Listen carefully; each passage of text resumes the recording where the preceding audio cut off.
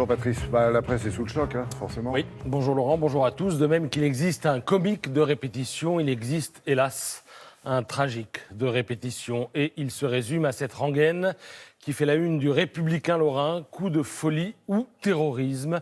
Question non officiellement tranchée au lendemain du carnage perpétré par un employé de la préfecture de la police de Paris, au sein même de l'institution. Bien sûr, on dispose de quelques indices, mais une société doit lutter contre elle-même et contre ses peurs, recommande Marie-Christine Tabbé dans Le Parisien. Même si l'entame de son édito trahit le fond de sa pensée, attaque au couteau, conversion récente à l'islam, policiers abattus, un profil lisse et sans histoire. Les attentats terroristes qui ont dévasté la France au cours des années Daesh ont définitivement imprimé notre inconscient. Certains mots résonnent comme une revendication, écrit l'éditorialiste. Ce qu'il y a de plus consternant, c'est que ces mots résonnent, certes, mais pas longtemps, pas suffisamment longtemps. Tout passe, tout lasse, comme on dit. Rapidement classés dans les faits divers, oubliés en un jour, ces meurtres illustrent le recul de l'autorité comme l'installation d'une forme ordinaire de barbarie.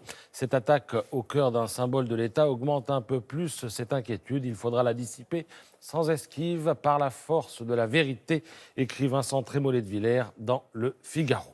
Alors en attendant, le coup est rude, très rude, note Benoît Gaudibert dans l'Est républicain.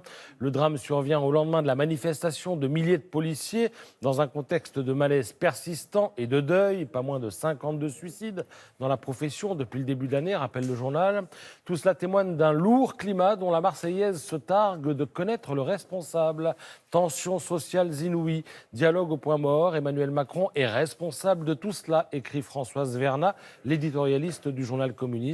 S'il dit avoir tiré les conséquences de la crise des Gilets jaunes, son changement se situe uniquement dans la posture. Sur le fond, il maintient le cap, poursuit-elle, un peu comme si elle légendait cette photo qui orne la une d'un autre quotidien, Midi Libre. On y voit le président de la République à Rodez tenter de vendre sa réforme des retraites et, ce faisant, se plier au rituel du débat devenu si tendance depuis que la France a la gilet jaunisse. Alors, sinon, que vous aimiez ou que vous détestiez Apple, vous aurez du mal à passer à côté de l'interview de Tim Cook, le patron de la pomme techno, dans Les Échos.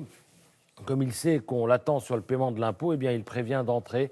Apple est le premier contribuable au monde. Nous payons nos impôts là où nous créons de la valeur. Reste à savoir si Apple n'a pas tendance à créer de la valeur, de préférence dans les pays les plus accommodants sur le plan fiscal. Sur les monnaies numériques, il botte allègrement le derrière de Mark Zuckerberg, son alter ego de Facebook, puisqu'il estime que la monnaie doit rester dans les mains des États. Il n'exclut pas de se lancer dans l'acquisition de droits sportifs, mais alors là, où j'ai été déçu, c'est qu'il n'a pas réagi à cette affaire de dingo qui figure à la une de l'Opinion. Alors ça se passe à Moscou. Un type a porté plainte contre Apple. Pourquoi ? Parce qu'il a téléchargé une appli. Il a ensuite reçu un message d'un site homosexuel lui affirmant « Ne juge pas avant d'avoir essayé ». Donc qu'est-ce que le gars a fait ? Il a obtempéré, il a essayé. Et aujourd'hui, il est en couple avec un petit ami. Et il n'arrive pas à se sortir de ce pétrin. Apple a changé ma vie en pire en me poussant à l'homosexualité, dit-il. Il a donc déposé plainte pour préjudice moral et il demande réparation. Eh oui, merci Patrice. Avec la pomme, il y a toujours des pépins.